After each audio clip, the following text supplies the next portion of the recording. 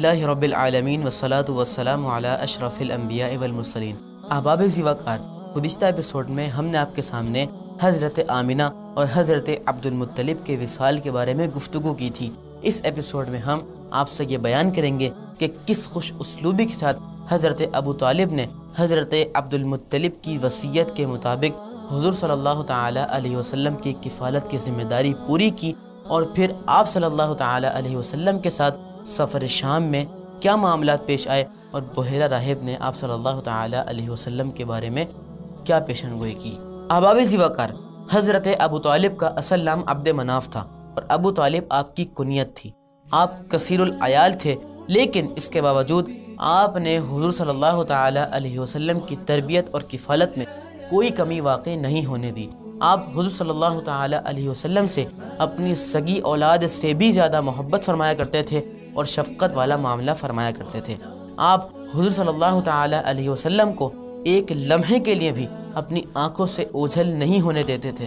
جب سوتے تو اپنے پہلو میں سلاتے، اور آپ کے گھر میں اس وقت تک دسترخوان نہیں بچھایا جاتا تھا کہ جب تک حضور صلی اللہ تعالی علیہ وسلم موجود نہ ہو، اور جب حضور کہیں باہر ہوتے تو آپ اپنے بیٹے کو حضور صلی اللہ تعالی علیہ وسلم کو بلانے کے لیے بھیج دیا کرتے تھے۔ اور پھر آپ صلی اللہ تعالی علیہ وسلم کی برکت دیکھیے کہ جب حضور صلی اللہ علیہ وسلم ان کے ساتھ کھانا تناول فرماتے تو وہ کھانا جو قلیل افراد کو کفایت کرتا تھا وہ پورے گھرانے کے لیے کافی ہو جایا کرتا تھا، بلکہ اتنی برکت ہوتی تھی کہ وہ بچ جایا کرتا تھا۔ لیکن جب حضور صلی اللہ تعالی علیہ وسلم موجود نہ ہوتے تو وہ کھانا پورے گھر کے لیے کافی نہیں ہوتا تھا۔ اسی لیے حضرت ابو طالب حضور صلی اللہ علیہ وسلم سے اکثر فرمایا کرتے تھے کہ انک لمبارکن، کہ میرے بیٹے بے شک تو بہت برکت والا ہے۔ حضور صلی اللہ تعالی علیہ وسلم کا کسب معاش۔ احباب زیوکار، جب حضور صلی اللہ تعالی علیہ وسلم کی عمر مبارک 9 یا 10 سال ہوئی تو آپ نے اجرت کے عوض بکریاں چرائیں، جس کے بارے میں حضور صلی اللہ تعالی علیہ وسلم خود فرماتے ہیں کہ کوئی نبی ایسا نہیں گزرا جس نے بکریاں نہ چرائی ہوں۔ تو صحابہ نے عرض کی، یا رسول اللہ، کیا آپ نے بھی بکریاں چرائی ہیں؟ تو حضور نے فرمایا کہ ہاں، میں نے بھی قرارید یعنی چند دینار کے عوض بکریاں چرائی ہیں۔ اور حضور صلی اللہ تعالی علیہ وسلم نے بکریاں اس لیے چرائیں تاکہ وہ اپنے چچا حضرت ابو طالب کا ہاتھ پٹھا سکیں اور ان کی مدد کر سکیں۔ حضور صلی اللہ علیہ وسلم کے وسیلے سے بارش۔ احباب زیوکار، مکہ مکرمہ پر ایک وقت ایسا آیا کہ قحط کے سبب لوگ کھانے پینے کے بھی محتاج ہو گئے، لہذا سب لوگ جمع ہو کر حضرت ابو طالب کی بارگاہ میں آئے اور ان سے کہا کہ اے ابو طالب، تم اللہ کی بارگاہ میں ہمارے لیے دعا کرو تاکہ وہ بارش نازل فرمائے اور یہ قحط سالی ختم ہو جائے۔ لہذا حضرت ابو طالب دعا کے لیے نکلے تو لوگوں نے دیکھا کہ آپ کے ساتھ ایک نوجوان یعنی حضور صلی اللہ تعالی علیہ وسلم بھی تشریف لا رہے ہیں، جن کا چہرہ گویا کہ آفتاب کی مانند چمک رہا ہے۔ جب حضرت ابو طالب حضور صلی اللہ علیہ وسلم کے ساتھ خانہ کعبہ میں تشریف لائے تو انہوں نے حضور صلی اللہ علیہ وسلم کو خانہ کعبہ کی طرف پیٹ کر کے بٹھایا۔ جیسے ہی حضور صلی اللہ علیہ وسلم نے آسمان کی جانب اشارہ فرمایا تو سب لوگوں نے دیکھا کہ وہاں پر بادل امڈ آئے اور اتنی بارش ہوئی کہ پوری وادی پانی سے بھر گئی، اور کچھ ہی عرصے میں پوری وادی سرسبز اور شاداب ہو گئی اور یہ قحط سالی ختم ہو گئی۔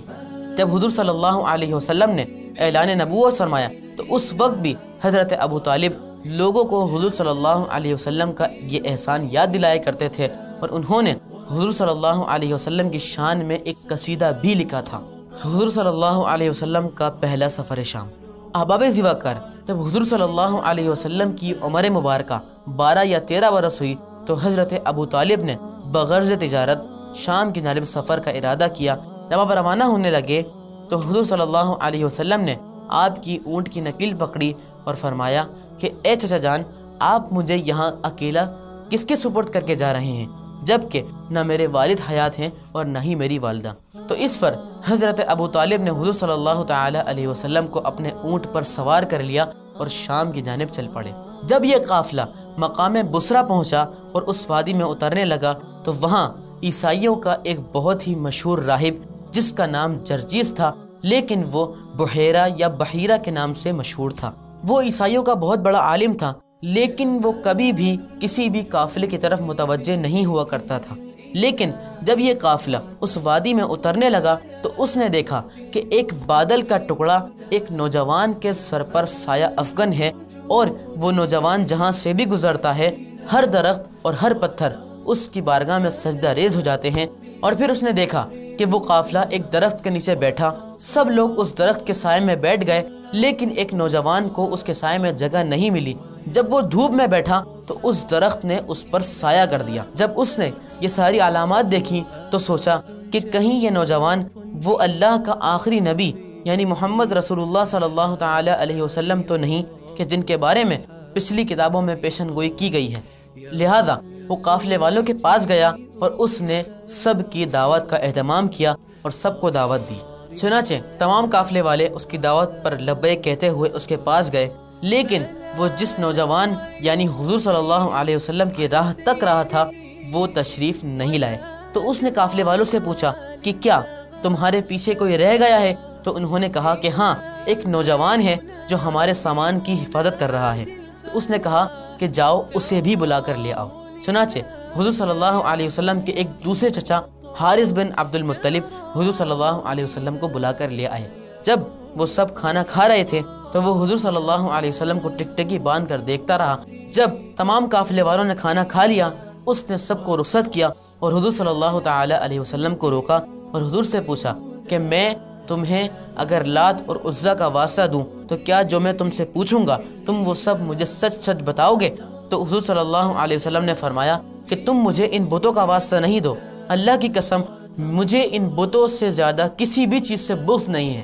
پھر اس نے اللہ کا واسطہ دے کر آپ سے پوچھا اور آپ صلی اللہ علیہ وسلم نے فرمایا کہ تم پوچھو جو تمہیں پوچھنا ہے، میں تمہیں بتاؤں گا۔ اس کے بعد اس نے حضور صلی اللہ تعالی علیہ وسلم سے آپ کے خواب اور دیگر معاملات کے بارے میں پوچھا، لہذا اسے یقین ہو گیا کہ حضور صلی اللہ علیہ وسلم ہی وہ اللہ کے آخری نبی ہیں جو ان قریب مبعوث ہونے والے ہیں اور ان کی تمام نشانیاں ظاہر ہو چکی ہیں۔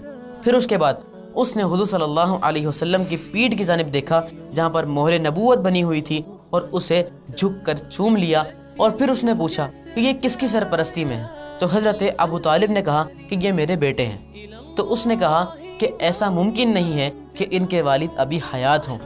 چنانچہ انہوں نے کہا کہ ہاں یہ سچ ہے، میں ان کا چچا ہوں اور ان کے والد انتقال کر چکے ہیں۔